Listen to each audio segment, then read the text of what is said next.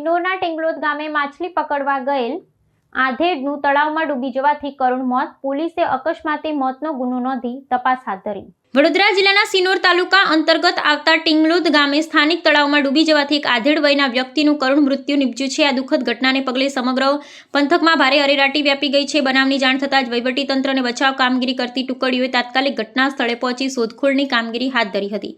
પ્રાપ્ત સત્તાવાર માહિતી અનુસાર મૃતક વ્યક્તિની ઓળખ ટેંગલોદ ગામના જ રહીશ રાજેશભાઈ પરસોત્તમભાઈ વસાવા તરીકે થઈ છે. પ્રાથમિક અનુમાન મુજબ તેઓ તળાવ કિનારે માછલી પકડવા માટે ગયા હતા.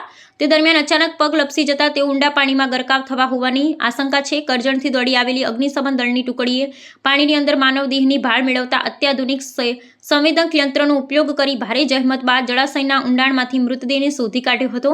મૃતદેહ બહાર કાઢવામાં આવતા સ્થાનિક લોકો અને મૃતકના પરિવારજનોમાં શોકનું મોજું ફરી વળ્યું હતું.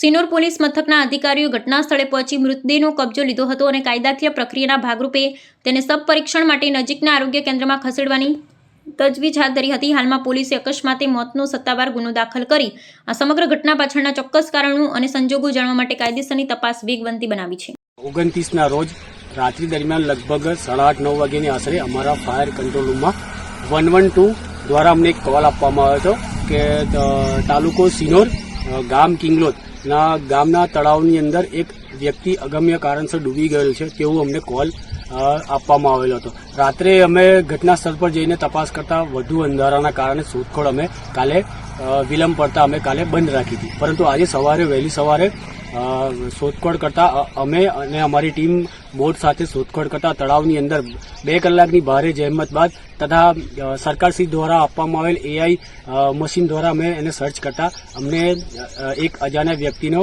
ડેડ બોડી તળાવમાંથી મળી આવેલ છે અને એ ડેડ બોડી અમે એમના પરિવારને પોલીસની સમક્ષ અમે એમને સપરત કર્યું છે. મારું નામ સંદીપ સાધુ, Karjan fire department, Ramanbhai Damor, Karjan fire department.